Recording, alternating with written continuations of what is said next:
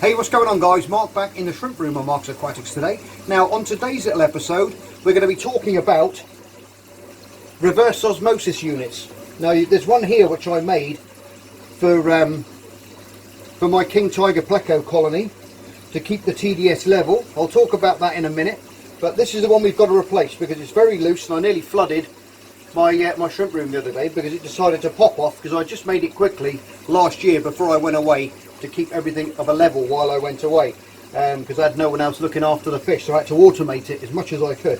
So by doing that I made this little thing which goes over the top and it just locks in place, but it decided to lift off and nearly come off. So what I'm going to do, I'm just going to stop you now, spin the camera around and show you what we're going to do, okay? Right guys, what we've got is my little homemade DIY little holder. Now I kept this quite tight and I've just put a fork, I just put two bits of acrylic, one each side here, okay, but as you can see it's very loose and it nearly came off. I made it like I just said just now, before I went away I had to automate this system and make sure the evaporation didn't get out of control and the TDS didn't go up too high, without, obviously, because I was away for 2 weeks, so I had to make sure this was all up to speed. It did its job fantastically, but I think we're due for an upgrade. Now what I've got here on my zebra pleco tank, I must go careful around here because we've got some eggs in that pot there at the moment, so I'm going to be a little bit careful. But what we've got on this side, you see, is these bubble magus or magus ones here, which are a lot more sturdy. They clip onto the glass and they're nice and robust. And when we come around here you can see the ball is in the water there. As that water then drops away, then it lets water in. As the water rises it closes that valve off, so you're constantly keeping, okay, the same TDS all the time in the system, which I find is pretty imperative when you're breeding things, because you don't want the TDSs fluctuating too much, and the more stable that your water parameters are, the better it's going to be for your fish. And what I thought, I was going to buy another one of these because they're very good, very solid, but you know me, we're not going to do that, we're going to make one, and we're going to shoot off into the workshop now. I'm going to take this off, I'm going to do a few measurements, and then we'll have a chat and we'll make one of these in the laser cutter, I think. So stay tuned and we'll get onto some DIY stuff. Right, we are now in the workshop. I've got a bit of a clean up in here. Hit the old subscribe button guys if you like these videos and you want me to do more of these DIY stuff. If you're new to the channel, love to have you aboard. And we're getting close now to 13,000 subscribers, which I'm super excited about. But getting back to this now. Now this is what we've got. This is what it's. I put it on this darker towel so you can see it on behind because it's clear. Now that's what happens. You see the ball valve goes up like that, and that stops it. Sinks. That's adjustable on there.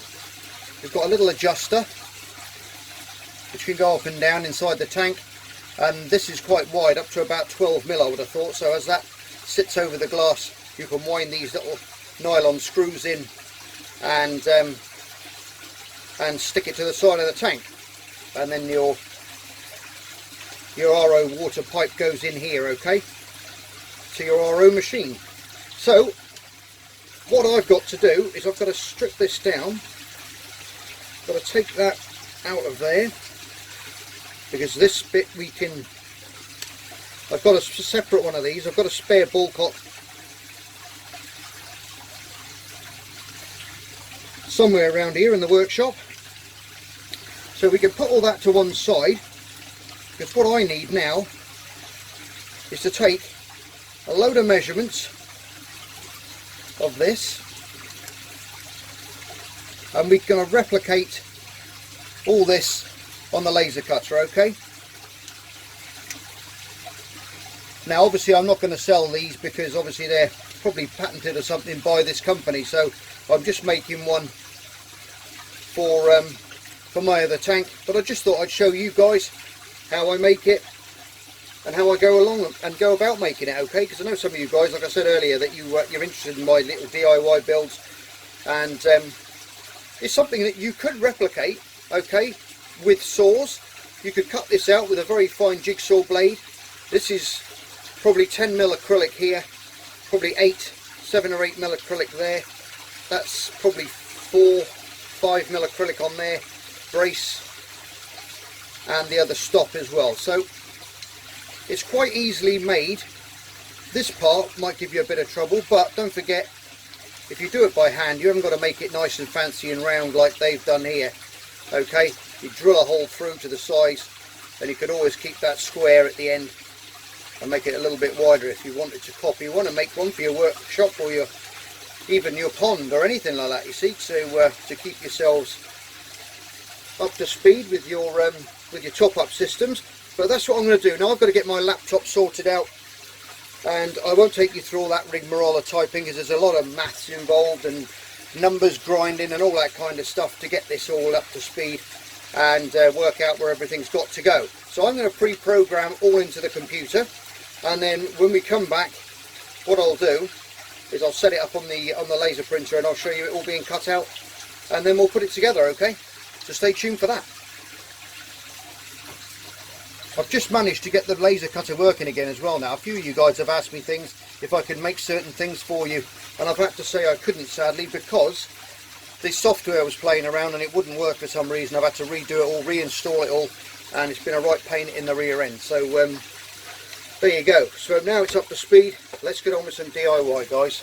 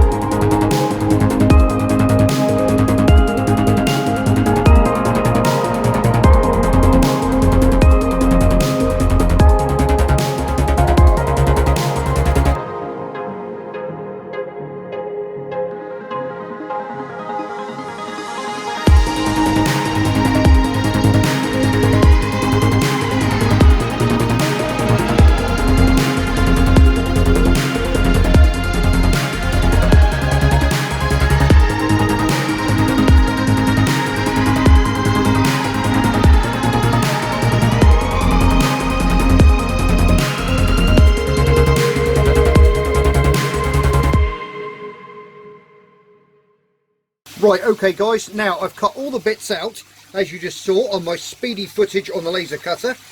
All the little bits now we're going to need for this RO little hanger, so we're going to get this little ball valve action going on now. I've cut all the bits there now. Now all these bits, apart from, I would say, all these bits are, you could cut these by hand if you had a very fine saw, and you'd have to drill holes obviously at each end first, and then run a coping saw blade or a junior hacksaw blade around in here. It's not going to be as tidy obviously as the laser cutter does the job, and little bits like that are going to be, look at that, like a monocle on his eye, look at that. Yeah, this is, you can do this, I would say. I mean, I know I could do this but by hand, but I know not everybody could do it by hand, but just saying that it could be done, that's what I'm trying to get at. But I think what we've got to do now is we've got to stick all this together, and then you will see where I'm coming from with all these little pieces. Okay, right, that's a little bit better. You've got a bit more view now. Now I've got the old syringe, I've got my adhesive here, okay, which is an RS, that's the stuff I'm using, RS Pro industrial grade adhesive, okay, which is the very, very watery type. You can get different types as well. There's lots of different types on the market which you can get. You can get the side grip acrylic 16 is another one. It's a little bit thicker, but what I've done is the bit I've kept is the centerpiece, which I cut out from in here. Now I want to put that back in there because I want to put it back onto there with it in, because it's going to aid in my clamping.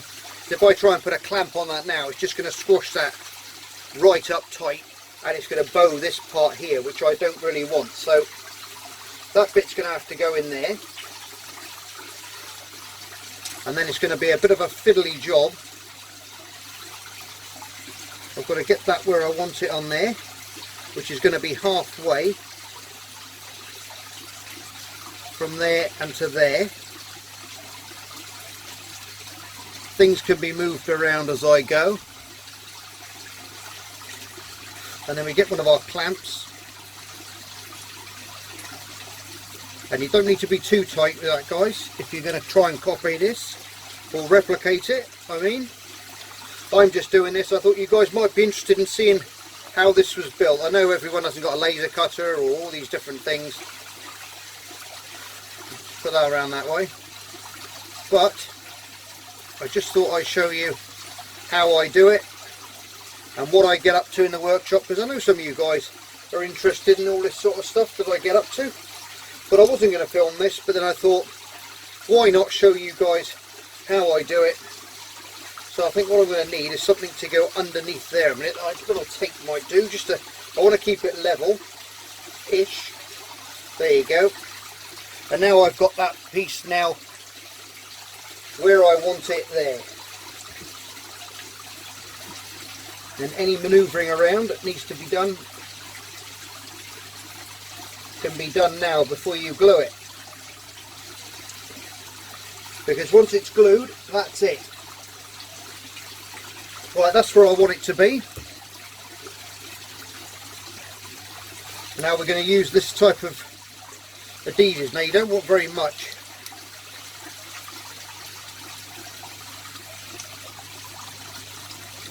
Got a little tiny bit in there, as you can see. And if you've watched my tank building videos before, you'll know what you're doing. And you've just literally, you've got to flood the joint. Now when you flood acrylic glue into a joint, it's a capillary action, which means what it'll do, even though that's clamped tight to it, there'll be a minute little film. And as you, I'm going to start from here, because this is, the bench is slightly running down that way after I had my big tank on it, so it's put it slightly out of level. So if when I start here, that glue will then run underneath and all the way down, and then that will adhere it together all the way down. Now if you start there, don't push hard, and you'll see that capillary action. You may see it.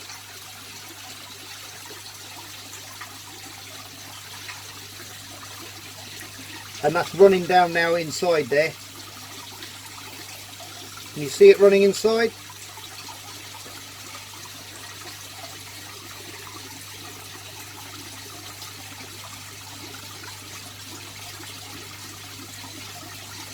And that's going to go all the way through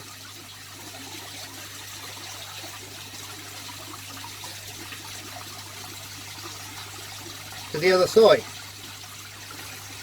And now we can leave that in the clamp now for, I reckon, around 10 minutes, normally 10 minutes, 15 minutes, and you'll get it to a stage where it's stuck and it really has adhered to it, and then you can pop it off and we can reclamp it then and twist it over the other way. Okay, so I'll get back to you when that bit's done. Okay. Right, okay, we've glued that side now, and I've just clamped it back up again. Not too tight. You can see now we've got the, oh sorry, it was a bit high there, but that's what we've got so far. And now we can put that over there, and we can flood this side now as well.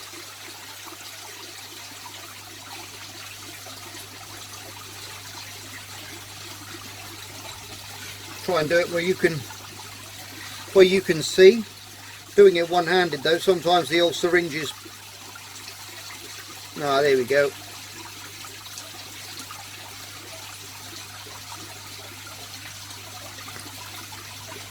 That's the way. Now that's all stuck together. Like I said, that capillary action will suck itself all the way through,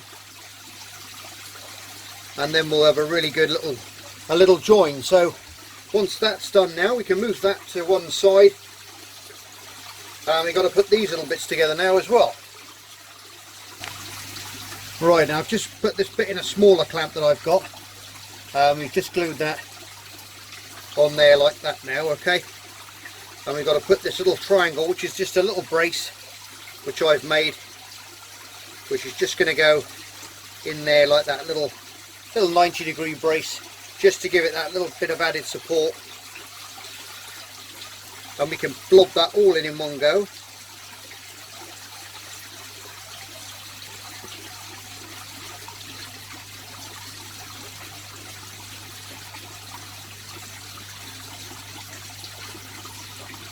Just going to slacken that off slightly, because that wasn't 90 degrees. You've got to get that 90 degrees for that piece to fit right in there nice and snug.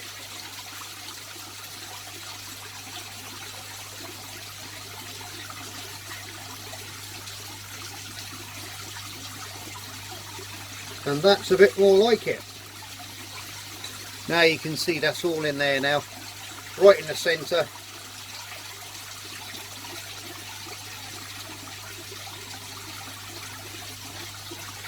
And then we can just seal him up again.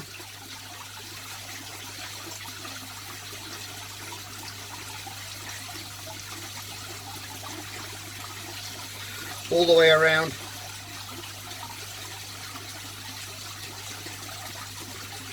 Making sure everything's nice and square.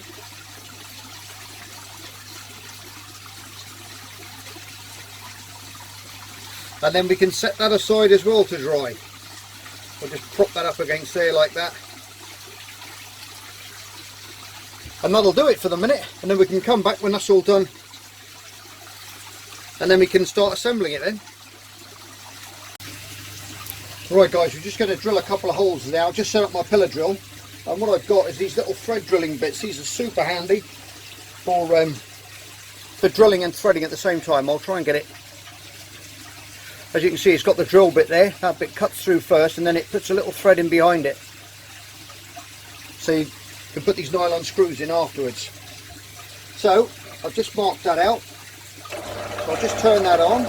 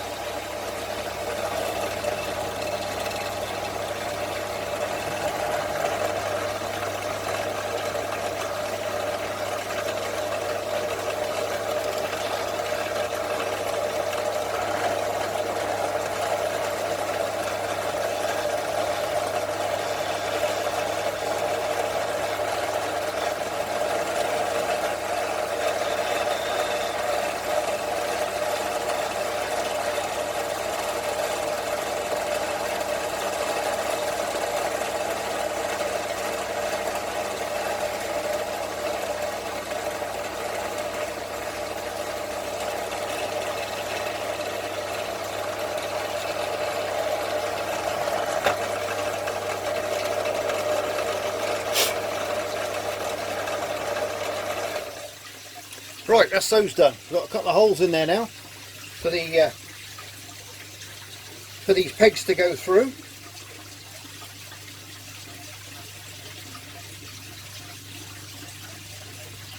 Like so. And now we'll get back to the bench, I think, or on the bench, silly me, and we'll put this guy together. Right, there you go guys, there's the two together. This is the one which is factory made. I'll put that one aside, and this is the one that we've just made here. So to assemble this thing now, what we've got to do is that fits onto there like so, see, so that works up and down like that runner in that little groove, and then we put our bolt through there, and at the back you can see the little threaded piece there. Now that fits onto there, and then we can screw that into there, and that's giving us now, that's locked that nicely in place, so we can push that up or down. And obviously it's not going to come out the bottom now because it's inside that channel inside there. Okay, so that bit's done, and that is basically it till we've got to put now that through there, the ball cock at the bottom, that nut on the top of here, and thread that on there nice and tight.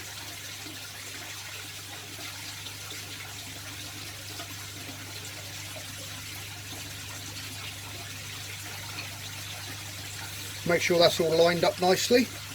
Now that fits on there like that, and then this little bit threads into the top all the way around and round, so you get a nice little bit of a snug fit to it.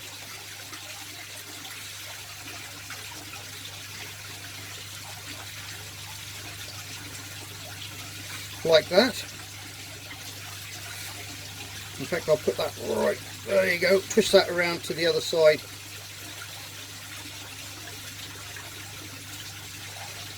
And there we have it, guys. Okay, and obviously now we've got to thread in these two here, and there, the tank adjusters there. I've just taken the bull cock off the other one now. I can't find the other one, so I'll just use that one. Alright, what we'll do is now we'll go back into the workshop, we'll connect this all up, and I'll show you how it works. Okay, right, there you go, guys, we're all fitted. And as you can see, we can adjust that now up or down in the water how we like, until we get the level that we want. And you can see the RO water there just trickling in nice and gently. As we lift that ball cock up, it stops, let it go, and it comes out. So there you go. Something that you can make if you feel like you're going to want to be a bit crafty for your fish rooms, to keep your levels all nicely topped up with RO water, and give it a go. I've made one similar to this a while ago, and it turned out okay, but now obviously I've got the laser cutter, it's a lot easier and neater, because you can get the edges all nicely polished up and stuff, and it looks a little bit tidier. Anyway, guys, from me and all these little guys, be safe, love you loads, take care, you're all stars, and I'll see you on the next episode of Mark's Aquatics. Bye for now.